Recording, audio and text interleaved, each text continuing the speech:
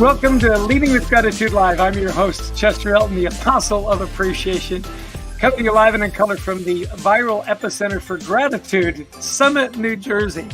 You know, we like to say, you give us 30 minutes, we'll give you great information, great inspiration, and your own personal roadmap to create a culture of gratitude where you work and where you live. All brought to you from the good folks on the LinkedIn platform, Facebook, YouTube, put together by the amazing people at the Methods Network. Well, listen, our guest today is Craig Lemasters. Now, let me tell you a little bit about Craig. Let's roll the smash reel. Craig is the former CEO of Assurant Solutions that he led through three major crises: Hurricane Andrew, 9/11, and the financial crisis of 2008. While he was there, he doubled the company's revenue in 11 years. He's now the CEO of GXG. And get this, he has had discovery conversations with over 250 senior leaders. Craig's specialty is getting people unstuck, wisdom that is especially important for us right now. I'm excited to introduce to you my new friend, Craig Lemasters. Craig, welcome to Leading with Gratitude Live. So Chester, we actually lost Craig. We had a little technical glitch here. Okay. Craig actually doesn't look like just a black square box. He's actually quite a good-looking young man. So what do we do, Brent? Well, we could take a question from the audience. I know we've had some questions building up. So we could just take a couple questions for you while we work on getting Craig back. How's that sound? Excellent. Let's go to our question command center. Justin, what questions have you got for us in the command center? Are we going to flip to Justin? Here he is. Excellent. All right, Chester. Well, here's the live business for you. Sometimes things just don't go exactly as planned. So I'm popping into the question feed here and looking at what we have. We got a lot of people joining us first off from all over the place. I've got Nigeria. We've got, where else do we have here? Colombia, Manuel. We have Ecuador, Alexandra. So quite a few folks joining us from all over the world. Anybody from Canada? Anybody? I just, being Canadian, do we ever get... His name's Chester Elton. He's amazing. They say to know him is to love him. Yeah. There we go. That's right. So, we're going to be talking about getting unstuck. This is Craig Lemasters, really. This is his forte. So I want you to start thinking about what are some of the ways during the virus here, during the pandemic, how are you getting stuck? What are the things that get you stuck? So you know what, Justin, I'm going to bring you back. I mean, you and I are locked down. You're down in Austin, Texas. I'm up here in Summit, New Jersey. What are some of the things that get you stuck during this virus? What are the things that just kind of get you thinking, why am I getting up today? I tell you what, the things that get me right now is a sense of overwhelm sometimes. I keep telling people that I've never been busier in my life, incidentally for less money, but way it goes. Right. But at the same time, I think that the funny thing is there's this sense of overwhelm where I feel a little bit stuck sometimes, waking up going, man, there's so much to do. And what do I do? What do I do first? And how do I kind of get out of that Yep. space? And what do I attack first? You know, it is really interesting. Some studies have come out that people that are, sheltering in place are sometimes working 10 to 20 hours more per week. And this idea of burnout, we had Martin Lindstrom on here, the marketing genius. And he said it's really interesting that if you want to change up your day, if you want to get, in this case, what we would say with Craig, unstuck, change where you work. So, for 3 days work in your office, then 3 days work in the kitchen, 3 days work, in the living room. See if you can change that up. And what happens is it kind of reboots your brain and work gets a little more enjoyable. Does that make sense to you, Justin? Oh yeah, absolutely. It sure does. It's funny as you say, we're talking about kids, and I can hear my kids in the background. I can hear your kids in the background. Yeah. Great. I don't know if you can hear them or not, but they're certainly a little noisy, which is one of those challenges from the time that we're in. Interesting though, I find that people are very accepting of that in the current climate. In fact, we have somebody writing in. Carrie Childers wrote in and said that juggling the kids and work at home can cause me to lose focus and get a little stuck. So the lack of normal routine is something that's getting her off a bit. Yeah, and I think as leaders, we've got a philosophy, and we talk about it a lot in our book, Leading with Gratitude, is to assume positive intent. Knowing that your people have stuff like Carrie Childers is going through, right? She's got kids, she's homeschooling, she's doing this, she's doing that, and she may not be able to get back to you as quick as you'd like, right? And so assume that positive intent. Assume people are trying to work hard and get through that. I've been doing a lot of thinking lately about this idea of being remembered. And I think particularly when you've got remote workforce, or even the people that are on the front line, I think there's a real danger that we'll be forgotten, that in the crush of getting everything done and getting all the information out, that we lose that personal touch when we may be in the office together. And this idea of recognition, or what's called recognition, right, is the idea that you are remembered. It's interesting. I've been thinking a lot about this idea of how do we reach out? How do we make sure people are remembered? And I had a really interesting experience I want to share with you, Justin. It had to do with some homeless guys in our neighborhood. A friend of mine, he said, do you give money to them or food to the homeless people in your neighborhood? I said, yeah, I do it all the time. And he said, do you ever ask their names?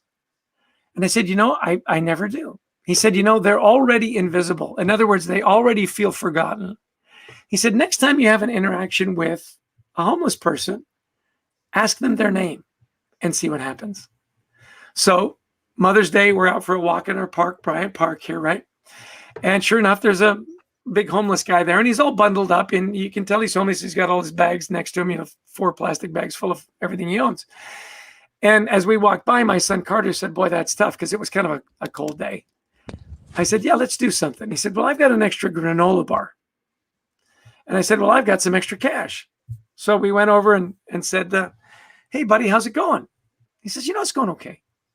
I said, really? I said, is there anything we can do to help? And he said, well, if you've got any food or some cash, that'd be great. Right? It was wonderful. And I said, you know what, buddy, you're in luck. I got both. So I wrapped the bill around it. I handed it to him. And I said, by the way, my name's Chester. What's your name? He said, my name's Ed. And you know what, Justin? It was so interesting to me that everything changed. Because now it wasn't, the homeless guy asking for a handout. It was Chester and Ed just talking in the park. And we chatted about this and we chatted about that and laughed, and I said, well, hope you find somewhere warm. Just know, Ed, Chester's cheering for you. He said, thanks, Chester. Isn't that interesting that simply by using somebody's name, they become remembered? Does that resonate with you, Justin? Yeah, it certainly does. And in fact, I think this show needs to be dedicated to Ed at this point. It's funny. Somebody told me the other day, they said, how many times have you been bitten by an elephant? None. An elephant. Is that a trick question? Right. And then they said, well, how many times have you been bitten by a mosquito? All the time. He said, see, it's the little things that bite you. And I think using somebody's name like that, it's the little things on either side that you go, the little things would make the big differences in life. So it definitely resonates. Chester. Yeah. You know what? Yeah. Thanks, Justin. You know what? Let's throw some questions out. Now let's say, what are some of the things you've done to help people that you work with and for, or even people in your family? What are some things that you've done to help people be remembered? Ways that you've done some fun recognition. You know, we had one leader. She said, just for fun, and she didn't tell anybody. She said, I had pizza delivered to my whole team. It was like a Thursday night, and she sent pizzas to everybody. And it, it didn't cost a ton, right? And it's still takeaway, right? Hopefully the box is, virus free. And it was a little something that she did. And of course, the feedback from the team was ridiculous. They loved it, and who doesn't like pizza? I mean, I live in Jersey, you know what I'm saying? We love our pizza, you know what I'm saying? So those kinds of things I think can be really fun. So let's see if we can get some interaction here. What are some of the things that you guys do to make your team feel engaged, that they're remembered, and that you've done for just some recognition or recognition, as we say? Keep my eyes on the feed here, Chester, and see what starts to flow. We've got a little bit of a lag time on here, just a few seconds. So I'll keep my eyes in the box as people are writing in. We did have, earlier to your earlier part of asking, where are people getting stuck? We had Sarah Kahn wrote into us and said that she's stuck from a feeling of not having, it says feeling of no purpose, lacking value at the current moment. Any advice we can give to Sarah while we wait for some of those to come in? Yeah. And it's really interesting. Give me her name again. I'm sorry. Sarah Kahn. Sarah. Sarah, I got to tell you, I think in this pause, a lot of us are reevaluating, what do we really value? What's really important to us? And I think that's a great exercise to go through, because once you tap into, what your core values are, I think it helps you with that motivation. It's really interesting. I've been doing some reading around, if you really want to know what you value, see where you spend your time. In other words, if people were to ask you, oh, is family important? Everybody says yes. Say, really, how much time did you spend with your family today? Right? And so when you start going down that path, it becomes really interesting. And I think now is a wonderful time to do that reevaluation, get that sense of purpose back. Now, I will tell you, for me, when I get up in the morning and I'm having a tough time getting out of bed, one of the little triggers that I use is to text. So what I do is this, and Sarah, see if this works for you just around purpose, is I start to text my kids. And I just, I text and say, hey, Garrett, I just want to let you know your dad's thinking about you and he's cheering for you. Cassie, hope you're having a good day today. If I can do anything for you, you give me a call. So I start on the personal side on purpose, being a good dad, and let that start, and then let it flow into the business. What are the things that I really want to get done today that are really important? And let me do those things first and get involved in that purpose. I hope those little triggers help you, Sarah, because I find that if you start on the personal side and then let it flow into the business side, you can start to build that energy back up. And I hope that's helpful. Anything else, Justin? Oh, there's plenty actually flowing in. So I was actually just texting my mom right now, telling her that I appreciate her and love her. I think that's a good thing. Well, take action right now, right? So I'll put this down. That is. Continue after the show. Yeah. So Carrie wrote in about that and said, Sarah, thanks so much for asking that question. That's something that a lot of us are feeling and needed to be addressed. And there's no better person than Chester to answer that. And I really liked what you said there. So obviously I took action. I think that was well stated. So thank you on behalf of the audience and myself. Now, as far as some of the things people are doing here, and my mom, yes, that's right. She'll thank you a little later. What do we have? You know what? I'm going to enter a book club for kids. That's awesome. I'm getting from Brent. He's saying, say we're going to go to a quick break and get Craig back. Stay tuned. We'll be back in 2 minutes. So we're going to go to the whole screen because I really do want to meet Craig. He's got some great ideas on how to get unstuck. So let's take a 2-minute pause here. We're going to put up the whole screen. With any kind of luck, we'll be back in 2 minutes. Cheers.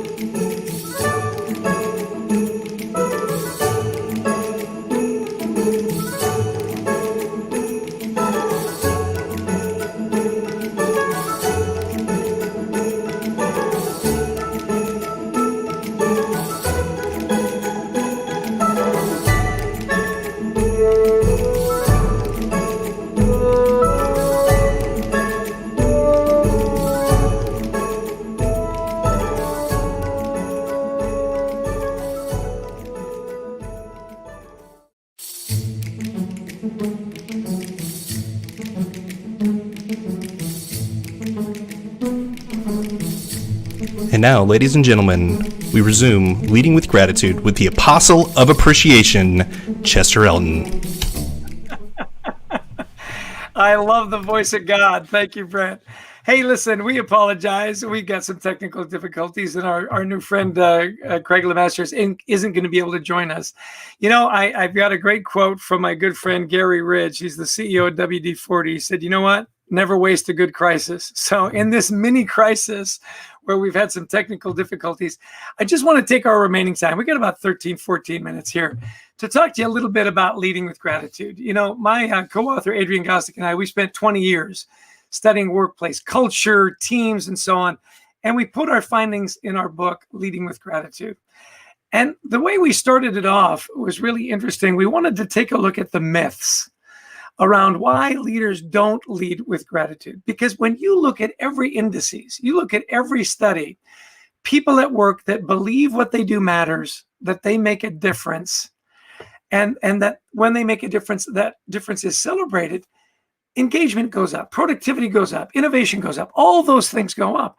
So, you know, we're often asked, well, so why don't more leaders do it? Why don't they lead with gratitude? You know, you look at the conference board. Globally, 85% of employees feel disengaged. You know, in the US, 33%, only 33% of employees feel like going to work is a good thing. There's this gratitude gap. Well, I want you to put in the chat box why you think people don't do it. One of my favorite myths is they say, I don't have time. I don't have time to, I would do more appreciation and recognition if I had more time. And it's fascinating. So we were able to study some of the world's great leaders, right? Hubert Joly, that turned around Best Buy from $1 billion deficit to $1 billion surplus. Alan Mulally, that turned around the Ford Motor Company. Our good friend Gary Ridge at WD-40, right?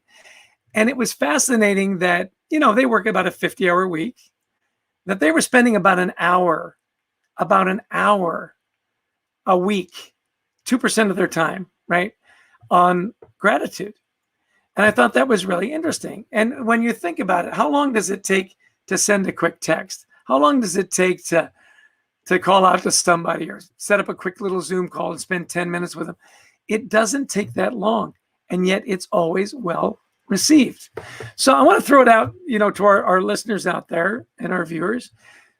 How many of you have received some kind of little recognition from somebody this week? And what was it? You know, was it a text? Was it a thank you card? Was it a Zoom chat? What was it? And what did it mean to you? And then secondly, when was the last time you did something like that? So to give the lag time and some chance for questions to kind of come in or ideas to come in, we dispelled this idea of time, right? Here's another myth that I love. People need too much recognition, you know, especially these younger generations, you know, the millennials, the Gen Z or Gen Z, if you're Canadian, you know, they need too much recognition. And I thought, do we? You know, is that true? So we took a deep dive into the data. We got like 1 million engagement surveys, right? So we took a deep dive into the data. We took a look and said, do people feel overvalued in the workplace? So it was so funny. I thought, when was the last time any one of you went home at the end of the day or came out of your office at the end of your virtual day and said to your spouse or your partner, you know what, I couldn't get anything done today. Like it was just too much recognition. I mean, it was thank you cards. It was birthday cakes. It was packages in the mail. You know, get back to the numbers.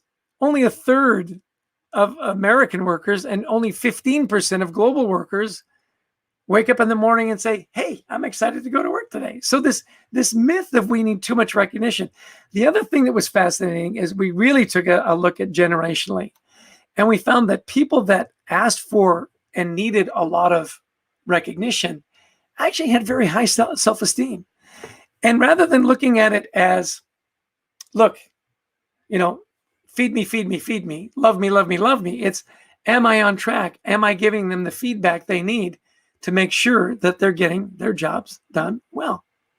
So we've asked you a couple of questions. We've kind of thrown it out. I'm going to go to our question command center. Justin, what are we getting any feedback from our listeners? Or are we getting any interesting ways that they've been recognized or given recognition?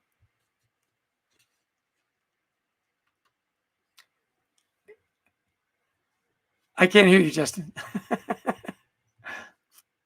All right. Can you hear me now? Can you hear me now? Yes, you're loud and clear. Good. Excellent. Okay, good. There's the live business for you. All right. So we do have some good stuff coming in here. I believe great. Most of the bosses, not leaders, think that if they show gratitude, then they seem maybe too close, or then they cannot push any more into the future. Perhaps that comes from Ivan Boyce. So he believes that great bosses, not leaders, think that if they show gratitude, then they maybe can't push any more into the future. So there's making a distinction between maybe people who see themselves as a boss versus a leader. Right. You know, and it is interesting there. A lot of leaders think that if they give too much recognition, it's a sign of weakness, right? That they should be the smartest person in the room. I love to call that the leadership imposter syndrome. You know, that I'm going to be the smartest. Well, it's really interesting that, you know, by yourself, you can be smart. Collectively, you can be a genius. So, and I think to get back to the gist of his question there is that you only have so many things you can do to motivate people, right? And if you use recognition once, you can't use it again. This is where you've got to do it right. And if you're taking notes out there and you're writing stuff down, write this down. General praise has no impact on people. You know, if you think you're being the big motivator, hey, great job, you know, your finger guns just blazing. You have to do it right. And when we talk about this in the 8 best practices of great leaders, is know your team and tailor the recognition to them. And if it's tailored and it's specific and it's timely, you can't get too much of it. So you can use recognition on and on and on and on. So don't worry about that I'm doing it too much or too often. Just ask yourself, am I doing it right? Quick story. A good friend of mine lived in Detroit, always wanted to live in New York, flies to New York. You know, there's an opening in the company there. He gets the job. He comes back. He and his wife are all excited. And they're going to move to New York. Well, 2 days later, package shows up. And it's a big bottle of champagne. You know, his new boss sent him a bottle of champagne to celebrate. Great idea, right? Except this family, because of their religious beliefs, they don't drink alcohol, right? So the thought was there, the execution was lacking. And he said, not to worry though, man, our neighbors thought that was great. our neighbors thought it was great. So, you know, make sure that you're doing it right. Don't worry about being too much. Nobody does it too much. Make sure it's specific, it's timely, and it's tailored to the person. Well, we got about 5 minutes to go, and we got a couple more questions. We'll take them as quick as we can. We've got a few more questions. And in fact, John is saying here, John Martin is writing in, director at Estate and Gift Planning, says, you know, I don't think a lot of people, particularly men, know how to actually do this, or at least do it correctly. So when you say do it right, any other tips you can give us on doing it right and doing it correctly? Yeah, don't worry about getting it wrong, because you will. Nobody's really good at it right away, right? The more you do it, the better you'll get. So do it often, and get that fear factor out. I'll tell you another tip. I love 2 words, and they are be intentional and be disciplined. Be intentional about your recognition and your gratitude, and be disciplined. Do it every day. We've got a friend out in Dallas, Texas, Carlos Aguilera. He puts 10 coins in his left pocket every day. And he sets a goal to have 10 positive interactions with his people. And then he moves a penny from his left pocket, from his right pocket. So very intentional about wanting to make sure he has 10 positive interactions, and very disciplined about making sure that he gets to 10 pennies every day.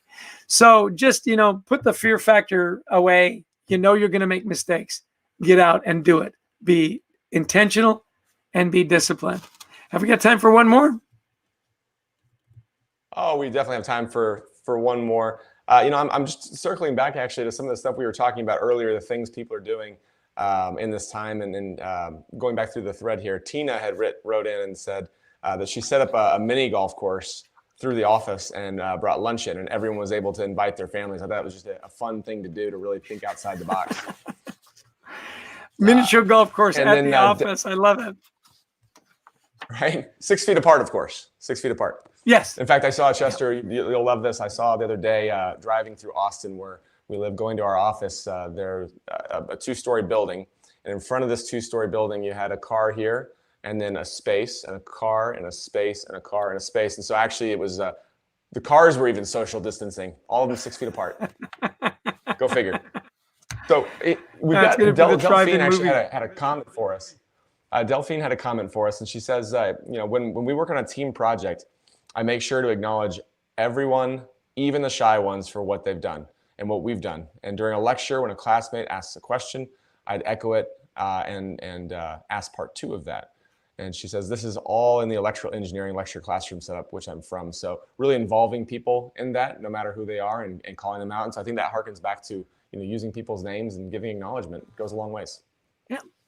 And I want to tell you something. What she's touched on here is you don't just want, gratitude and recognition to be top down. If you have a culture of recognition, it's everybody. And so I love that, calling each other out. It's cross-pollination, right? It's peer-to-peer. Well, listen, this has been a wonderful little interlude. Justin, you've been a great guest. Thank you so much. You were awesome stepping in. I love you in your ninja black. We'll schedule Craig for another time, because he really does have some great ideas. And so everybody give your virtual clapping to Justin LeVrier. He's methodsof.com with the question center. If you ever want to see any past episodes of ours or Marshall Goldsmith's feed, go to methodsof.com. It's all there for you. I would be remiss if I didn't give a shout out to our sponsor. If we've got that ready, Brent, we've got Harper Business Books is our sponsor. They're our publisher of our book, Leading with Gratitude. And we've got a little commercial for them. Yeah, here it comes. Alan Mullally said, I love, love, love this book. And then just a subtle reminder to buy me, buy me, buy me. Hey, listen. This has been fun for me. I hope it's been fun for you. I hope we've given you a couple of tips on how to create your own culture of gratitude. We've got a wonderful campaign. It's #FindYourGratitude. I post a picture every day. I've committed to do it for a year. I hope you'll do it too. Just a little something that during the coronavirus that you can post it on LinkedIn, Facebook, wherever it is, and just put a little #FindYourGratitude.